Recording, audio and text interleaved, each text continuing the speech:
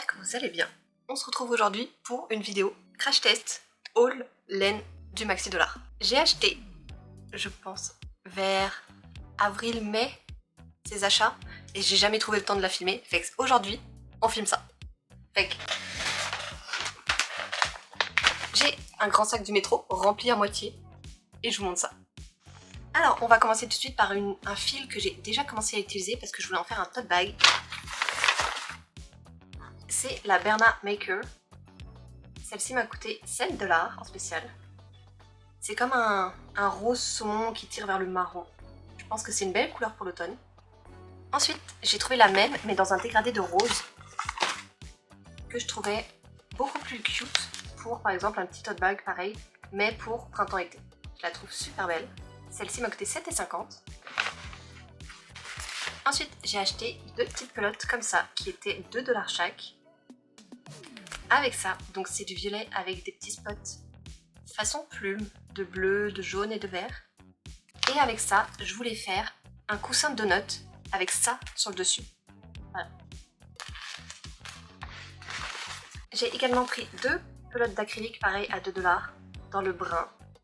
C'est un beau brun chocolat. Ça c'est pareil, ça va être parfait pour l'automne-hiver. Et voilà. J'ai pris une pelote comme ça, un peu en façon froufrou, que je pensais mélanger avec une autre laine. Voilà, pareil, 2 $.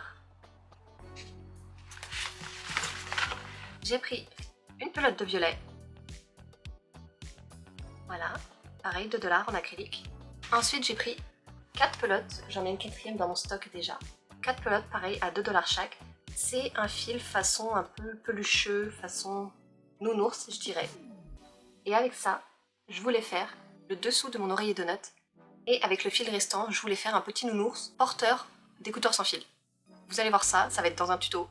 Fait que 3-4 petites pelotes comme ça. Ensuite, j'ai pris deux pelotes en fil brun comme ça à poil. Celle-ci, je voulais en faire un bonnet comme celui que Kylie Jenner portait. Fait que pareil, 2 $ chaque. Ensuite, j'ai acheté deux bandes autocollantes. Voilà, qui sont toujours très utiles en couture. Donc ça permet de faire des ourlets sans couture et invisibles. Si vous avez un pantalon, par exemple, un peu dans un tissu assez fin, que vous devez faire un ourlet, mais qu'une couture, ça serait trop visible, ça peut être une bonne alternative. Fait que j'en ai pris deux. J'ai pris un fil élastique, qui était à 1,25 € et les thermocollants étaient à 2 $ pour 2,50 $ celui-ci et 1,50 $ celui-là. Un deuxième fil élastique à 1,25 $. Et puis j'ai également pris une dizaine de pelotes comme ça en coton et acrylique façon effet jean, donc un peu de blanc et de bleu. Ça c'est pour faire un pantalon d'automne que j'ai déjà commencé. Elles étaient à 2,50 $ chaque. Fait que tout ça, j'en ai eu pour à peu près 60 piastres, quelque chose comme ça dans les environs. J'ai également pris deux feuilles de feutrine, hop, comme ça. Ça, je vous dis pas tout de suite pourquoi je vais m'en servir, ça sera dans un tuto.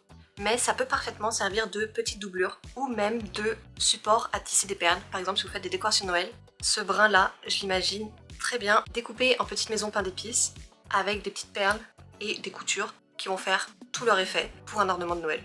Je pense que je vais vous faire un tuto aussi avec ça. Ça devrait être pas mal. Fait que je vais ranger ça et on passe au tuto. Ok, fait que je vais y aller avec les deux pelotes brunes comme ça, donc le fil acrylique brun chocolat et la pelote façon petit poil dans un marron plus clair. On va essayer de reproduire le chapeau que Kylie Jenner avait sur cette photo là. Si je la retrouve, je vous la mettrai là. Je vais faire ça, je pense, au 6 mm. On va voir ce que ça donne.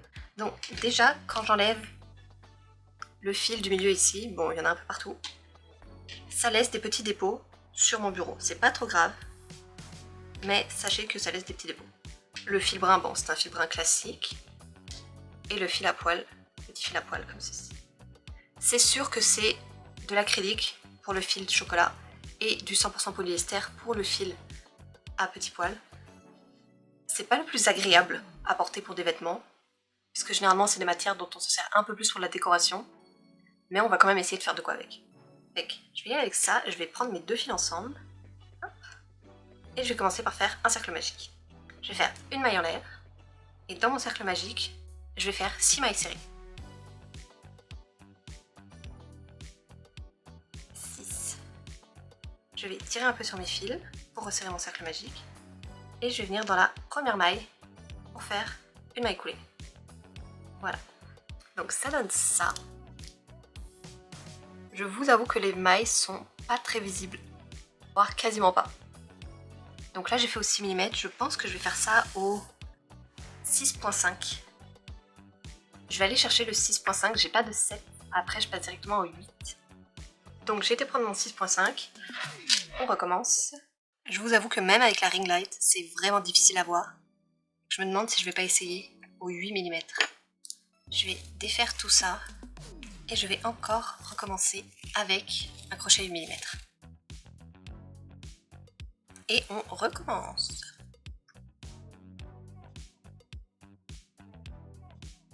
Je vois un peu mieux mes mailles. Je vois toujours pas de gros espace entre mes mailles. Du moins je vois pas à travers. Fait que je pense que je pourrais encore augmenter de taille de crochet. Fait que je vais même essayer avec le 10 mm. On va voir ce que ça donne.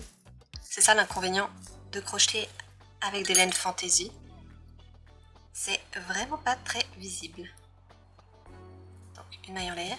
Là je fais mes 6 mailles. 6. Je vais venir fermer mon cercle. Maille coulée. Ensuite une maille en l'air.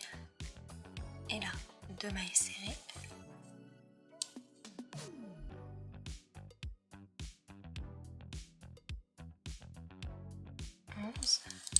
Et 12. Et là je viens dans la première maille, je fais une maille coulée. Ok, je vois beaucoup mieux les mailles, donc ça devrait aller, avec le 10 mm ça devrait aller. Fait que là, troisième rang, une maille en l'air, et là on va faire 2 mailles serrées dans la même maille, une maille sur 2. Donc la première maille, je commence par une maille serrée toute seule. Dans la deuxième maille, je vais faire 2 mailles serrées. Dans la troisième, une maille. Dans la quatrième, 2 mailles, ainsi de suite, jusqu'à obtenir 18 mailles. Et 18. Donc normalement, si vous avez commencé votre tour par une maille serrée, vous devriez terminer votre tour dans la dernière maille avec 2 mailles serrées. Et si vous commencez votre tour avec 2 mailles serrées dans la même maille, vous devrez terminer votre tour avec une maille serrée. Donc là, je reviens dans ma première maille, je fais une maille coulée, ensuite une maille en l'air pour le prochain tour. Et là, on va faire la même chose, mais une augmentation toutes les 2 mailles. Donc je vais commencer par une maille serrée, ensuite 2 mailles serrées, à nouveau une maille serrée, et ensuite 2 mailles serrées. Donc là c'est pareil, je vais commencer une maille serrée, la deuxième maille, une maille serrée, et dans la troisième maille, je fais 2 mailles serrées. Et je reproduis le schéma tout le tour.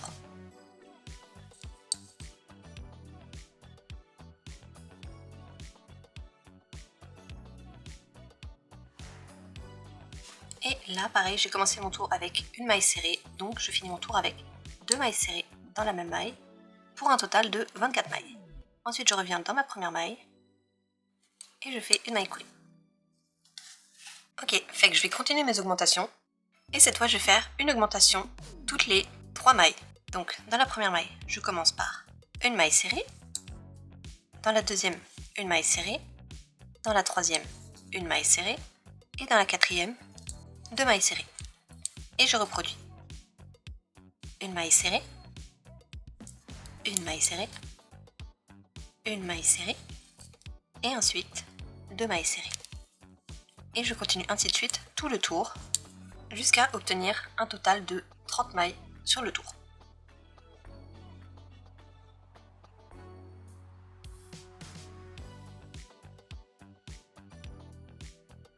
Et ensuite je ferme mon rang avec une maille coulée dans la première maille. Et voilà. Donc on obtient un rond. Ça se peut que vous voyez se dessiner des angles. C'est normal, ça arrive. Si vous n'aimez pas le fait que ça dessine des petits angles, vous pouvez modifier vos augmentations. Dans le sens où au lieu de commencer par 3 mailles serrées puis une augmentation, vous pouvez commencer par 2 mailles serrées, une augmentation, 3 mailles serrées, une augmentation, 3 mailles serrées, une augmentation. Ça va permettre de décaler vos augmentations à chaque rang Mais faut pas oublier que vous avez mis que 2 mailles serrées au départ, donc il va vous manquer une maille serrée que vous allez devoir retrouver à la fin. Pour que tout le tour du cercle, on suive le même schéma de 3 mailles serrées, une augmentation, 3 mailles serrées, une augmentation, 3 mailles serrées, une augmentation, ainsi de suite. Et c'est valable pour tous les rangs. Vous pouvez vous décaler un peu d'une maille, mais toujours garder ce même suivi de schéma. Ok, fait que là je suis arrivée, j'ai fini mon rang de 36 mailles, donc normalement vous auriez dû finir par 4 mailles serrées, une augmentation, 4 mailles serrées, une augmentation, 4 mailles serrées, une augmentation, 4 mailles serrées, une augmentation, et ça 6 fois. Donc maintenant, on va commencer à faire la partie qui descend vers les oreilles. Fait que pour ça, parce que là, on a le top, si on veut, sur le dessus de notre tête. Et puis là, on va faire la courbe. Sauf que pour pas que ça tombe en carré comme un chapeau droit, on va continuer à augmenter, mais beaucoup plus lentement. Comme ça va faire une forme ronde et non pas une forme carrée. Parce que si on descend vers les oreilles avec le même nombre de mailles qu'on a actuellement, ça va descendre tout droit. Et ça va un peu couper, donc ça va donner un cercle. Et ensuite, ça va descendre vers les oreilles, puis notre chapeau aura l'air d'un cylindre. C'est pas ce qu'on veut, on veut une forme ronde qui épouse bien la forme de la tête. Fait qu'on va continuer, on va faire un autre rang d'augmentation.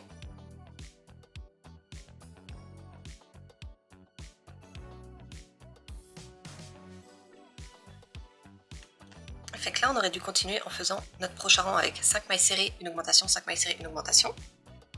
Merci.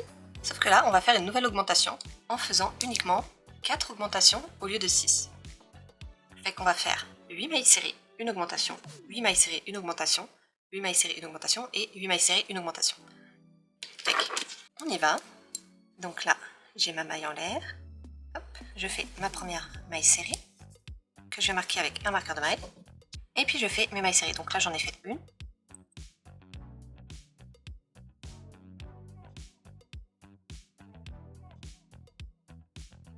Huit. Toujours être vigilant à toujours bien garder et accrocher ces deux fils ensemble. Donc là, je fais mes 8 mailles serrées. Je fais une augmentation dans la prochaine maille.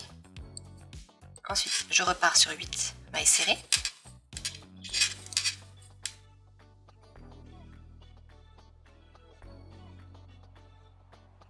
Et là, je termine mon rang avec une augmentation, donc 2 mailles serrées. Donc normalement, vous devriez avoir fini votre tour avec 40 mailles. Donc là, on commence à avoir la forme qui se courbe naturellement. Et puis là, on va crocheter en rond. Fait qu'au lieu de fermer mon rang, donc au lieu de finir mon tour avec une maille coulée dans la première maille, on va commencer à descendre vers les oreilles. Donc pour ça, je ne fais pas une maille coulée, mais je vais directement dans la première maille et je fais une maille serrée. Et on va continuer, on va faire des mailles serrées tout le tour, sans jamais finir le rang. Ça va vous donner l'impression d'un rang infini. Et puis on va crocheter en rond, donc jusqu'à ce qu'on obtienne la longueur désirée du chapeau, donc qui atteigne à peu près au niveau des oreilles. Et on va toujours crocheter en mailles serrées. Donc là, peu importe où est-ce que vous allez terminer votre rang, si vous voulez, vous pouvez tout de même, à titre indicatif seulement, laisser votre marqueur de maille dans la première maille. Ça va vous permettre de toujours vous assurer d'avoir 40 mailles. Moi, je vais faire 100, mais si vous êtes débutant, je vous conseille tout de même de mettre un marqueur de maille, juste pour vous repérer. Donc, je continue, et je vous retrouve tout à l'heure quand j'aurai avancé.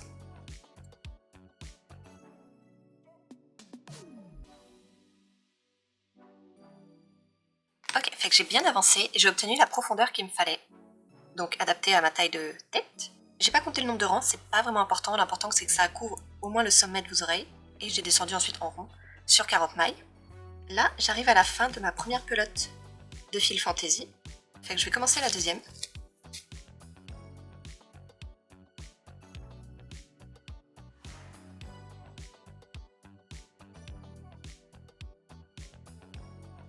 J'ai jamais fait de chapeau en laine comme ça, fait que je vais essayer quelque chose. Là, j'ai 40 mailles, je vais finir en bride. Donc peu importe où vous aviez fini votre rang, l'avantage de crocheter en rond, c'est qu'il n'y a pas réellement de délimitation. Fait que là, j'avais fait ma dernière maille serrée. Dans la maille suivante, je viens faire une maille coulée. Ensuite, je fais 3 mailles en l'air. Ça va compter comme ma première bride. Et ensuite, dans la maille d'après, je fais une bride. La maille d'après, une bride.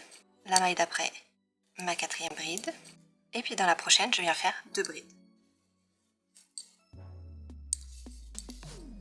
Ensuite, je continue. La maille suivante, une bride. Encore une bride. Troisième bride. Quatrième bride. Et puis dans la maille suivante, une augmentation. Donc là, pareil, puisqu'on a commencé notre rang avec une bride, on devrait finir par une augmentation de bride. Donc je continue. Je vais finir mon tour comme ça et je vous reviens après pour voir ce que ça donne. Ok, fait que le rendu debout est pas si mal, il rebique un peu, mais c'est ce que je voulais. J'obtiens quelque chose comme ça. Je vais faire un autre rang de bride et ensuite ça sera fini. Je vais à nouveau faire des augmentations. Donc là, normalement, j'avais fini mon rang avec 48 mailles. Et là, je vais faire la même chose, sauf que je vais faire une augmentation toutes les 5 brides. Je reprends mon crochet, je prends bien mes 2 fils. J'avais fermé mon rang évidemment avec une maille coulée dans la 3e maille en l'air de notre bride de départ. Là, je vais refaire pareil, je fais 3 mailles en l'air. Donc, qui va compter comme la première bride. Ensuite, 2e bride. 3e bride. 4e bride. 5e bride. Et puis là, dans la prochaine maille, je fais une augmentation. Donc, 2 brides dans la même maille. Et je continue, je vais finir mon tour comme ça. Donc 5 brides, une augmentation, 5 brides, une augmentation. On a commencé notre tour par une bride simple, donc on va finir notre tour par une augmentation de 2 brides dans la même maille. Et je vous reviens tout à l'heure. À tantôt. Ok, fait que j'ai fini. J'ai fermé mon 2e rang de bride avec une maille coulée dans la 3e maille en l'air de la chaînette de départ. J'ai pris mon aiguille à laine, j'ai caché mes fils. Et maintenant, je vais venir couper. Tac. Et on a terminé. Je vous montrerai le résultat demain à la lumière du jour. Je suis pas mal satisfaite. C'est sûr que c'est pas un style avec lequel j'ai l'habitude de me voir, mais je suis quand même contente du résultat. Je pense que je vais le porter droit en avant et un peu replié sur les côtés et en arrière. Je vous montrerai ça porté demain, mais c'est plutôt pas mal. Donc vous l'avez vu, le gros inconvénient de crocheter du fil fantaisie, c'est que c'est beaucoup plus difficile à voir que si on faisait du tricot, notamment pour apercevoir réellement où sont nos mailles. Mais l'avantage, c'est que ici, avec tous les petits poils, ça a tendance à accrocher. Fait que votre ouvrage a peu de risque de se défaire à l'endroit où soit vous avez commencé ou à l'endroit où vous avez terminé votre ouvrage. Un autre inconvénient aussi, justement en parlant de défaire l'ouvrage, c'est que ça va faire un peu comme du fil mohair, c'est très délicat à défaire. Justement parce que tous les petits fils s'accrochent entre eux, et si vous crochetez un peu trop serré, il y a des risques que vous cassiez votre fil. Donc en voulant défaire ou en tirant trop fort, il y a des risques de casser votre fil. Fait que c'est des fils fantaisie qui sont jolis, mais qui laissent pas beaucoup de place à l'erreur. Là, en crochetant au 10 mm, j'ai eu de la chance, je pouvais défaire ça facilement, mais si j'avais pris un crochet plus petit, je pense que ça aurait été un peu plus compliqué de défaire mon ouvrage. Fait que c'est ça, je vous montre le résultat demain. Ça, c'est ce qui me reste comme laine. Fait que j'ai dû utiliser, je pense, quasiment 50 grammes de fil brun acrylique, et un peu plus, ça c'est ma 2e pelote, donc un peu plus de 50 grammes de fil fantaisie. Donc je pense que j'ai utilisé, on va dire, 60 grammes de fil fantaisie et 50 grammes de fil classique. Voilà.